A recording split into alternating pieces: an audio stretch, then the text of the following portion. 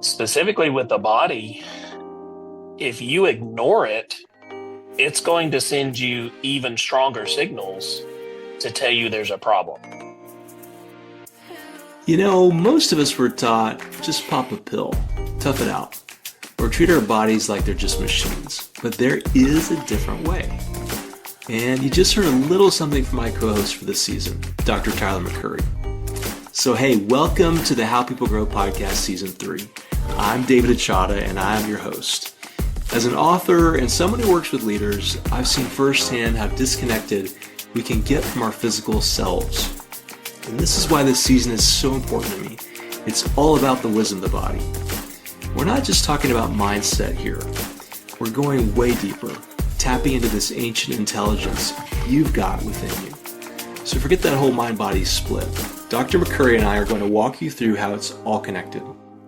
We're going to talk about our body's natural abilities to heal and share some really eye-opening stuff about trauma and how it affects us. So get ready for some real talk between Dr. McCurry and me, plus some of my own stories that'll help you understand what your body's been trying to tell you. So if you're ready to tune into that inner wisdom, I'm glad you're here.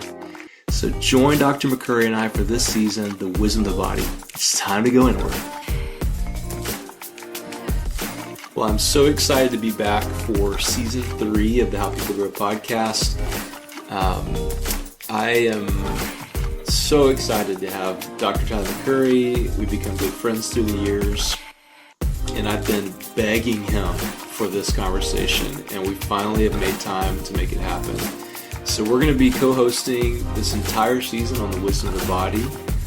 And Tyler, tell us a little bit about yourself, who you are, the work you kind of do, and then we'll jump into the conversation for the day.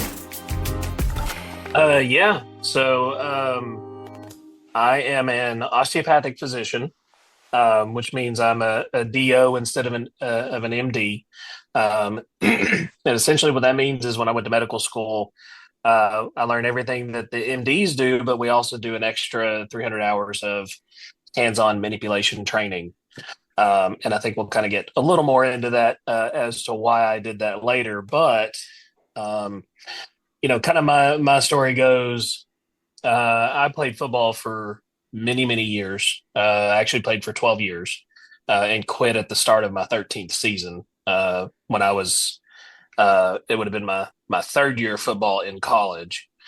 Started at a very young age. I think I was about 5 or 6 years old. And played all the way through 2 years into college.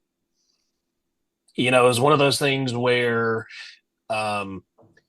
showing any kind of pain was perceived as weakness, showing any kind of injury or anything like that. So really spent a lot of years just pushing through all of that pain, all of those issues that I was having, any of the mobility problems or any restrictions that I was feeling, just because, that's what you did in football. You didn't show any kind of weakness, and it was felt like that was weakness. So I developed a lot of injuries, was working out in ways that were not very conducive to a growing child's body. And I think that led to a lot of injury as well. And eventually I had to quit football, not because I wanted to, but because I couldn't hardly walk anymore. I was 19 years old and I couldn't even get out of bed in the morning because it was Wow. so hard for me to walk. So, Wow. I eventually quit that and decided to pursue medicine. But I actually had a really good chiropractor growing up, and I wanted to do medicine, but I always knew that there was a strong body component to it that needed to be addressed. And so I was talking to a friend one day who had just gotten into medical school and told her that I wanted to be a doctor, but I wanted to include some like chiropractic type stuff. And she said, "Oh, it sounds like you need to be a DO." And I said, "Okay, well, what is that?" And so I looked into it and realized, yeah, that's definitely what I need to be, Hmm. was a DO, someone who could work on the body. Yes, let me ask So, you a couple questions. You have so much stuff here already, and your story about football, injuries, what led you to osteopathic medicine. You mentioned the word manipulation. So, could you just unpack what is osteopathic manipulation? Like, give us some etymology and also what makes this type of medicine different with the body as opposed to what we see traditionally with pills in hospitals? Yeah, so in America we have two different types of medicine. You have allopathic medicine, which is treating disease as it occurs, and then you have osteopathic medicine, which is what I do, and it was based on more of a holistic look at the body as a whole. Um, and so if you have osteopathic, you break that down, you have osteo, which means bone, and pathy, which means disease or disruption or whatever. You put those together, and it's, disruption of the bone can lead to um, different issues in the body. Um, and so osteopathic medicine was founded on the ideals that um, it's our job as a physician to help the body heal itself. Hmm. I'm not fixing somebody, I'm helping remove restrictions in the body so they can fix themselves. Mm-hmm. Mm-hmm. There's four big tenets of osteopathic medicine that we follow. The first one is that the body is a unit, and that the person is a unit of body, mind, and spirit. Um, the second one is the body is capable of self-regulation, self-healing, and health maintenance. The next is structure and function are reciprocally interrelated. And then the fourth one is rational treatment. As a doctor, the treatments that we do is based on these principles of body unity, self regulation, and the interrelationship of that structure and function. Hmm. Hmm. So we use that and the body's innate ability to heal itself whenever we treat the body. So, why is it that we, do you think, as Americans or Westerners, I have a few listeners in Europe, but they're mostly in the United States. Why is it that we tend to look to something outside of ourselves to heal us as opposed to looking inward? Yeah, that's a great question. I think it's a whole lot easier to look externally, whether it be someone else doing it for us or some product or some pill or something like that. It's easier to do those things than to actually stop, take a second to rest and take stock of what's going on in our bodies.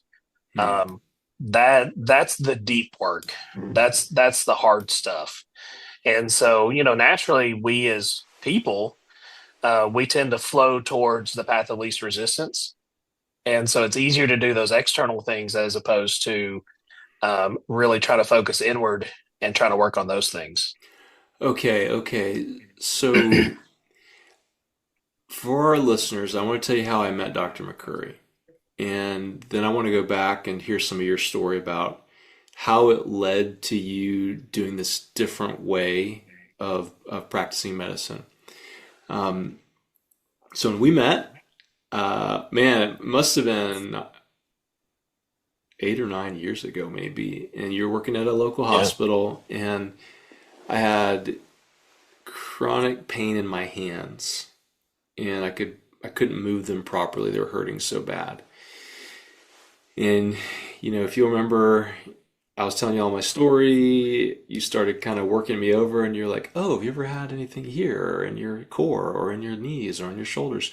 And you identified all these areas that I was carrying pain. I wasn't even aware. I was aware of my hands, but I didn't feel the other things. And you helped me understand it's all connected, Yeah. and you understand what's going on. Often through these pain points, they're symptoms of something that's going on deeper. Right. And in a later episode, we'll talk about my own story and what happened. But that really started getting me accustomed to this idea that we are often just paying attention to the superficial symptoms, me with hand pain as an example, but we're not aware of the deeper things. And so, you know, going back to your story, like with college, and you saying, I can't do this anymore. My body won't let me. I'm in such pain. You end up deciding to go to medical school. Tell us about, what was it like for you to identify your own deeper things that led to you behaving the way that you behaved and how that's led to a pathway of healing for you? Yeah, with football being a whole lot of don't show pain, that it's a weakness if you show pain, or if you show an injury or anything like that. um you really have to learn that those signals, it's not a weakness, it's just communication. It's just your Yeah. body trying to talk to you and say, hey, there's something going on here. um Having started off there, um it was difficult to get into the deeper work, um, because your framework was just completely off. Um, and in all honesty, it's probably taken a decade or more of really, really deep work to get to the point that where I am now of saying, okay, well, I recognize what this is, and this pain is telling me this, or this pain is telling me this, or maybe this is an emotional component. Um, it takes a lot of work, but the good thing about it is, you can do it in small chunks over time. Hmm. And so I think that was probably the biggest part of it, is realizing, um, it's a marathon, not a sprint, and figuring out how to do these things a little bit at a time to add up to big things overall. Hmm. Hmm. Um, so that, and I think that's where the body work comes into play, is treating the physical issues are a great way to start to introduce the body into healing and to get into some of those deeper areas. you know Through the body, you're getting into the mind and the spirit as well. Hmm. So I think that's why I gravitated more towards the manipulation and the osteopathic manipulation, is we can really start to help people heal by focusing on the body first, and through that start getting into the mind and the spirit. Okay, okay. Let's make it practical for somebody listening. I know a lot of people are carrying around chronic signals that they just know are there, but they don't necessarily do much about because they don't know what to do about it. Right. So maybe we could play a little game.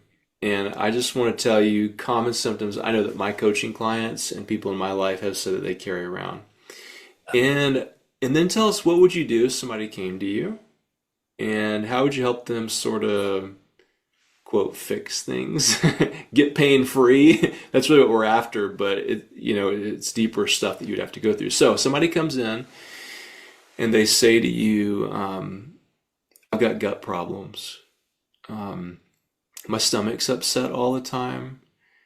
I have trouble using the bathroom.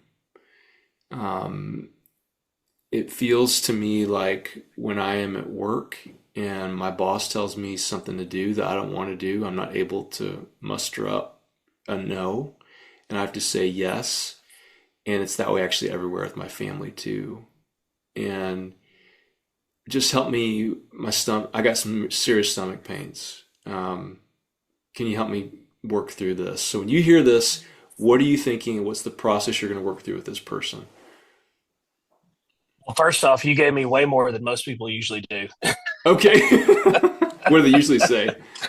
Usually it's, hey, I'm having a lot of gut issues. What can I do? Okay. What can you do to fix me?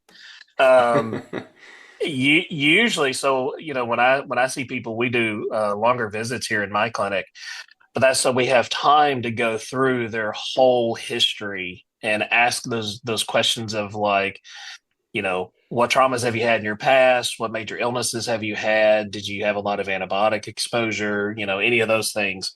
But then we also start talking about lifestyle. What physical ailments do you have? Are you physically active? What's your diet like? Are you sleeping?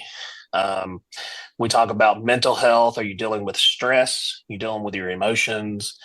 And then we talk about spiritual health, as far as what is your connectedness to the rest of the world. have you realized your purpose in this world? Those kinds of things. And we figure out where we need help. And usually, because I'm doing the manipulation, we're going to start with the physical aspect of it. And from there, we're going to use that to kind of bridge the gap to those other aspects. So, someone who comes in and says, I'm having a lot of gut pain, a lot of gut issues. Um, I may start out doing some manipulation on the body, find areas where there's areas of restriction and things aren't moving the way that they need to. Because, like we said, structure and function, they kind of go together. So, if you disrupt the structure, you're going to disrupt the function and vice versa. Okay, okay, pause right there. If you disrupt the structure, Hmm. you'll disrupt the function. Or maybe another way to say it is be you'll disrupt the disruption. Right. Yeah. Yeah.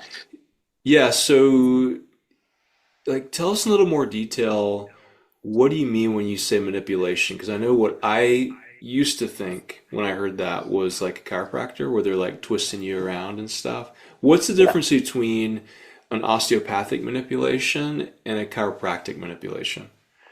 Yeah, the easiest way I describe it to people is I say osteopathic manipulation is like a cross between massage, physical therapy, and chiropractic. We can do techniques across that whole continuum of treatments. But typically, the treatments that we do, um, I am going to feel what the joint is doing or what the muscles are doing, and then I'm going to position and push everything to a point of ease where I feel all the tissues relax, and then I just hold it there until everything resets itself. Everything starts to relax, and everything goes back to a neutral position. So essentially, what I'm doing is I'm helping the body kind of get out of its own way Hmm. and positioning in a place where it can hit the reset button and it can relax itself and allowing the body to heal itself. So I tell people, I don't fix you. I just help the body to fix itself. Hmm. So you got a gut person in front of you with a gut issue. What would be some things that you would feel or look for that would help you say, oh, this is what their body is doing. This is how I can kind of open things up?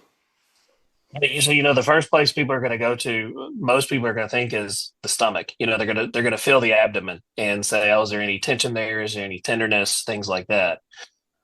What I may be looking at is what's going on with the neck, what's going on in the head. Is there any kind of like cranial restriction where stuff isn't moving well? Have they had traumas in the past, car accidents, or anything like that that may disrupt how the brain is working, how the nervous system is able to handle things? Um, Looking for excess tension in the back.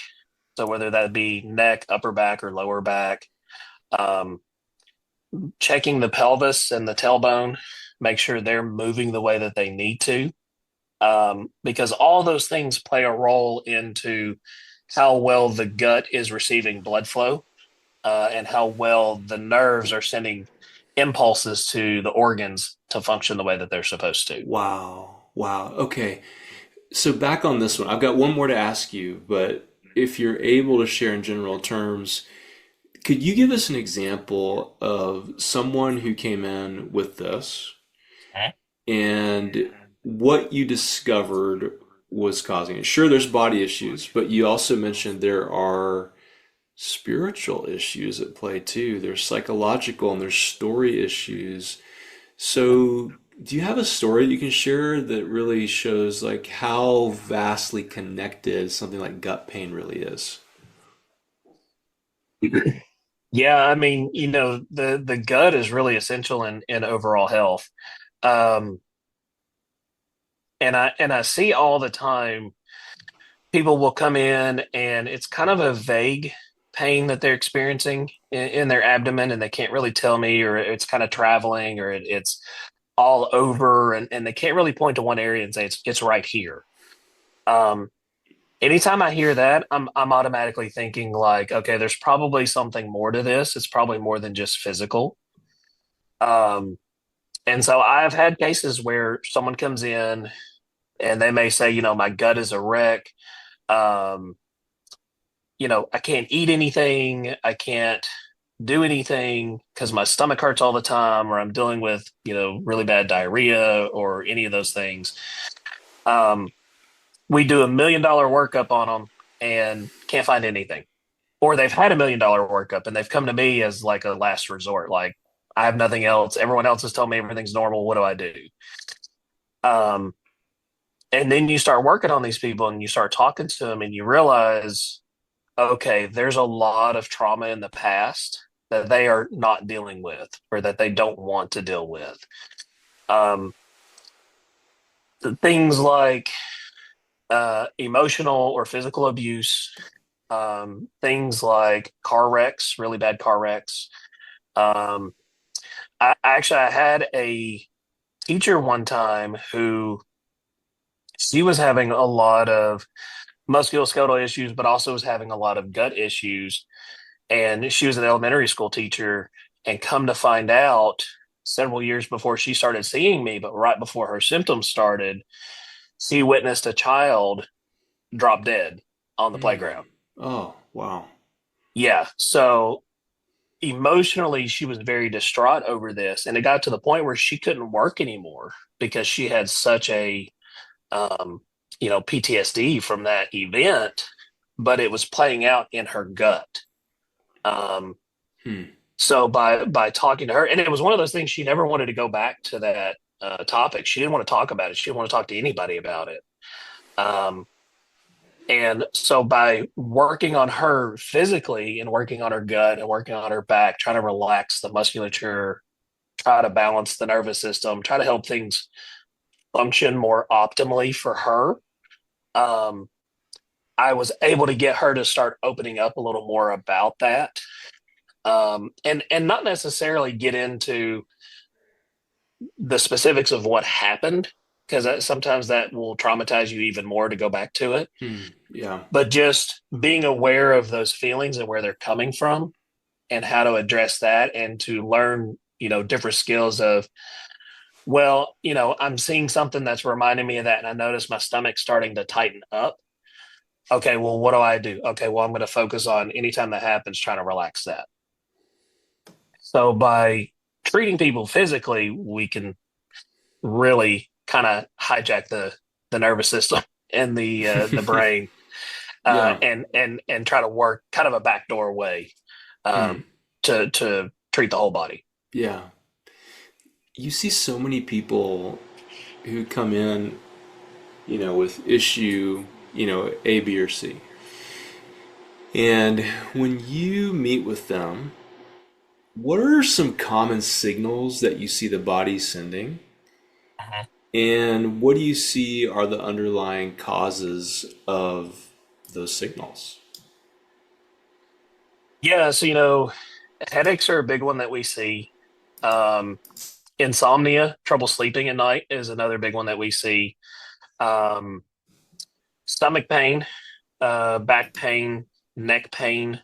Those are all very, very typical things that we see. Um, chest pains as well. Chest pains are another big one. And chest pains are one of those because of the heart. I always like tell people if you're having chest pain, make sure it's not the heart, and then if it's not, come see me and we'll fix what we can.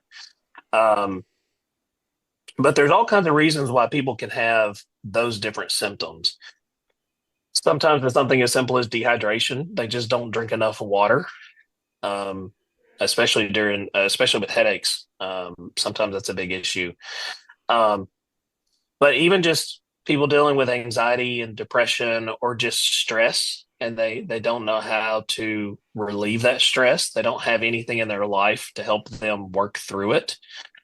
We'll see them develop those types of symptoms. Hmm. And it goes even further than just the musculoskeletal symptoms.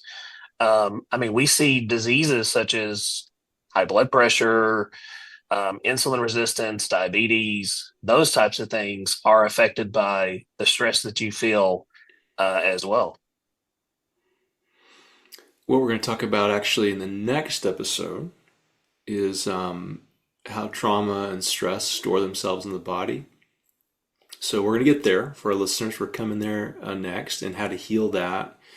But for this one, as we focus on signals, when you were studying and learning, and you've been practicing for a long time now.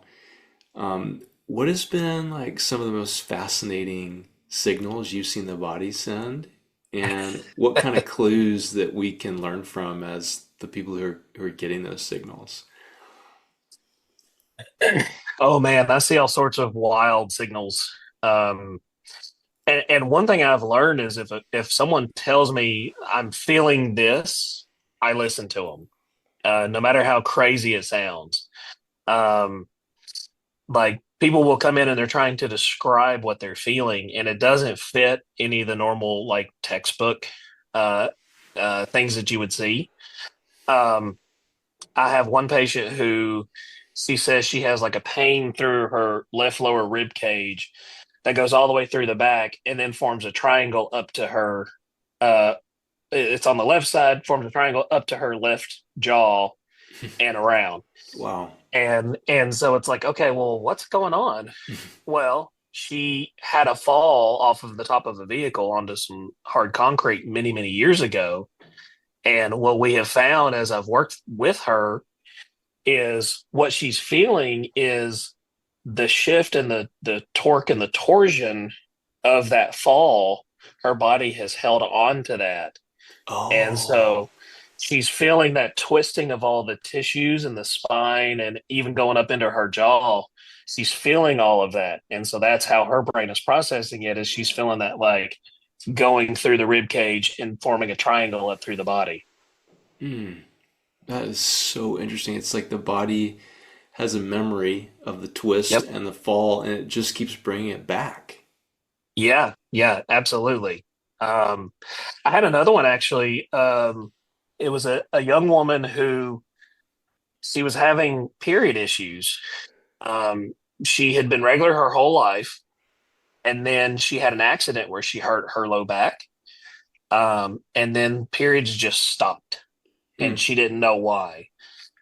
So I started working on her, and come to find out, like her tailbone and her hips were very, very stuck and her low back as well. But I started talking to her, and she'd had some traumas in the past, um, more physical, like she was an athlete, she'd had some falls and things like that. And it was like those things just compounded on top of each other to the point where that last injury was the one that kind of did her in. Hmm. And so as we worked on her a couple of times, um, it freed up all that motion in her pelvis so she could start having periods again. Hmm. So fascinating. Yeah. Wow.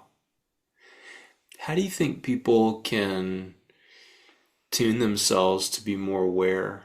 I think we're so out of touch. I mean, I've been thinking about this a lot recently. Like, we're out of touch with our bodies, we're out of touch with the land. I was out walking with somebody recently, and we were looking at wild plants growing on the ground, and we were like, can you imagine being the first person who tried that? You know, like, oh, that doesn't work. Cousin so and so died. Um, but then again, I don't know if that's how it works. That's how we think, because we're so out of touch. Because I think indigenous Yeah. peoples have known, they just passed down that information. So we're out of touch with the land and how it works. We're out of touch with our bodies and how they work.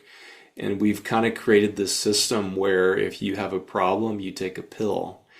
And so if people want to get back in touch with their bodies and be able to pay attention to those signals, what do you think, like what's an easy set of steps people can take to learn the wisdom of their bodies? You know, the biggest thing I think for people is learning to slow down, um, learning to take a step back and to get still and learn to listen to their bodies.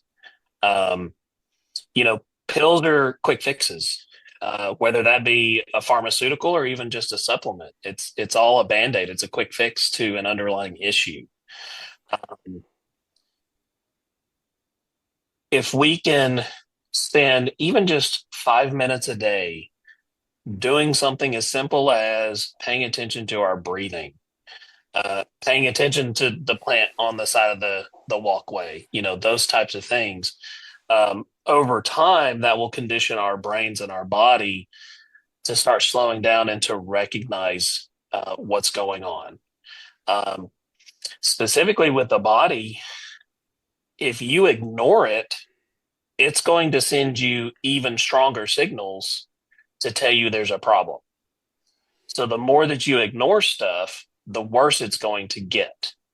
And so when you start recognizing these signals that are coming at you and being able to see it for what it is, hey, I've got a headache.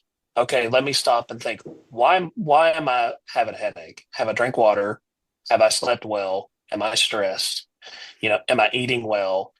Those kinds of things. Even just taking a few minutes to step back whenever you have that, your body will automatically start to decrease your levels of pain just Mhm. because it's getting addressed. Yeah. What's your practice for trying to be in touch with your own body and what it's doing? Because you've got all this training, but you've Yeah. also had to walk the walk because you had all this pain from your college football days. So, what does it look like for you to be in touch with your body? Well, I do a lot of breath work. Breathing really works well for me. And I don't really have a certain way that I do it all the time. I'll pull from many different types. Some people will do a 1-to-1 breath. Some people will do a 1-to-2 breath or a 2-to-1 breath. Some people will do box breathing. Some people will do any number of other things that are out there, 4-7-8, whatever. Um, I just kind of play around with it and try different ones and see what works. And then sometimes it's just a matter of, sitting there and just saying, okay, I'm breathing and I'm just noticing my breath, more of a mindful breathing exercise.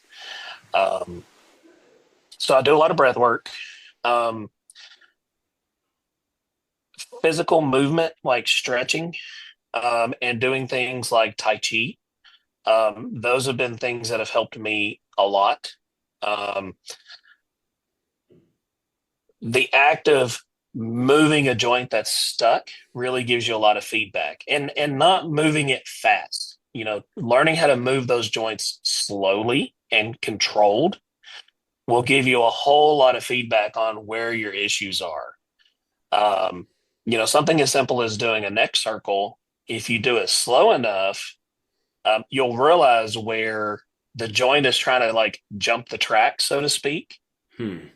And you'll say, because you might feel like your whole neck is stuck and you just can't turn your head.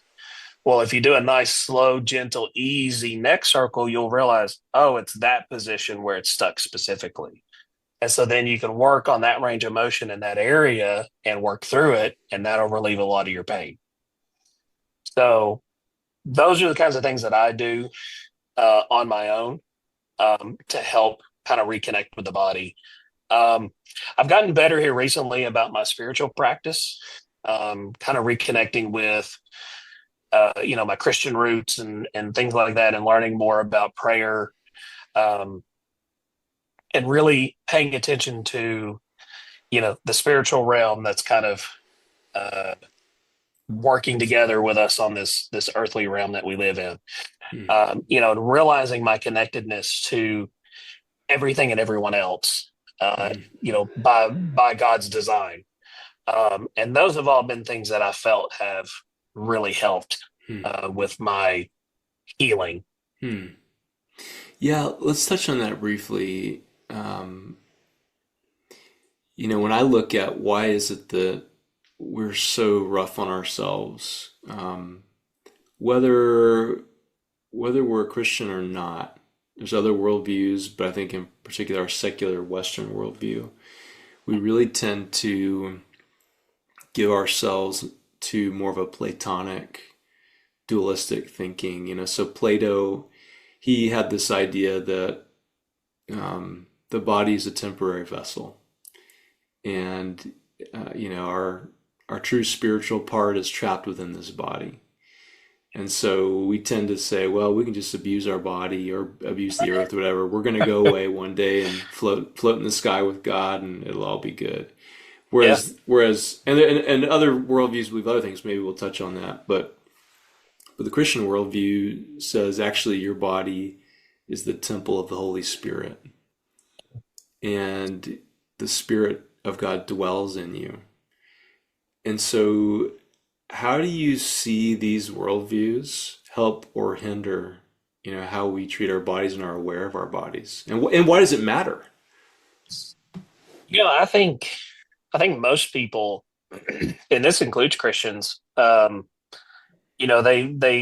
They think we're put on this earth, we're just going to abuse our bodies, we're going to put it through everything we can, and then we're going to, join the spiritual realm. Well, then you get to past 30 and you start realizing, oh, that was probably a bad idea. Right. Stuff's starting to fall apart. I don't know what's going on here. Why does this hurt? Why did sleeping, feel like a contact sport? Um, I think if we take a step back and we think about, well, why did God give us these bodies? Why didn't He just make us spiritual beings that could just float around and not feel pain? It all has to do with His overabundance of love and His wanting us to experience all that we can experience. Um, we tend to do things to ourselves that hurt rather than help. Um, so I think if we look at our bodies as more temples for the Holy Spirit, because that's really what we are. If you believe in Jesus Christ and you've accepted Him into your heart, you're a temple of the Holy Spirit, and so you need to protect your temple and you need to take care of it. Um, and by taking care of the body, I think that's one of the greatest forms of worship that we have, Mm-hmm. because Jesus came to the world. Um, God the Father made flesh in God the Son, or the Word made flesh, I think is what Peter said.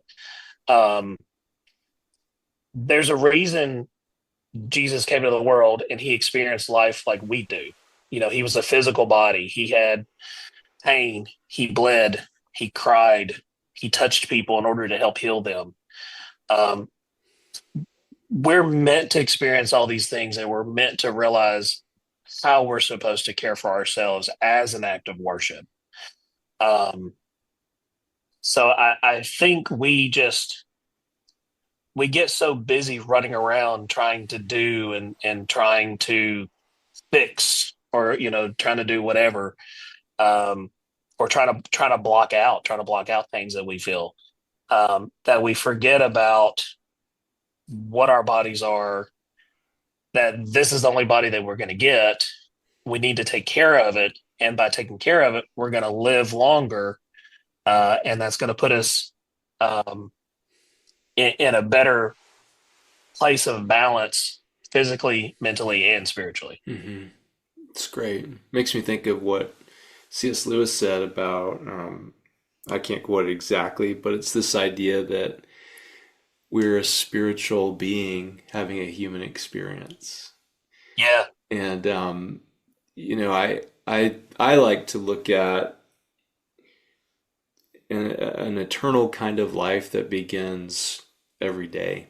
Like the way that we're living now carries on into eternity, whatever that may look like. And I guess maybe as we wrap up today for this conversation, what would you really beg people in terms of paying attention to the signals of their body? You see this all the time. People are listening. Everybody's got aches and pains. What would you really wish people could get about the signals their body is sending? Well, the first thing I would tell people is, realize this is not just something that's happening to you. This is something that's happening in you. Hmm. So you have a level of control over it. So whether it be pain of some sort, or a discomfort, or an anxiety, or a depression, these are things that are happening in you. There is a level of control that you can manage it with. And so I think when you look at it from that perspective, you feel less hopeless and more hopeful. And so I think that would be the first thing I would say is, if you feel anything, don't just say, oh, why me? Oh, God, why are you doing this to me? I've already been through enough. Take a step back and think, okay, well, what if I take stock of what's going on with my gut pain? Am I drinking enough water? Am I eating good foods? What did I eat that could have upset it? Well, am I feeling a little anxious about, the promotion at work that I got passed over for? Those kinds of things. Take a step back, and it doesn't take more than a minute or two to do those things, and that's probably what I would really beg people to do when they're thinking of this. Don't just completely divorce, your body, your mind, and your spirit separate from each other. Realize that they all play a role, and that they're all very important. Beautiful. Thank you, Tyler. For our listeners, come back for our second episode. These are going to be coming out on Mondays at 6 a.m. Eastern Time. And our next conversation is going to be about trauma in the body. And this is a big one for me and my wife. We got stories on this, so I'll probably offer some of those. I know that Dr. McCurry has some as well. So this episode's been on listening to the signals your body sends. And the next one's going to be on trauma, stress, and healing. So, Tyler, thanks for being here. Appreciate you, man. Glad to do it. All right. See you next week. See ya.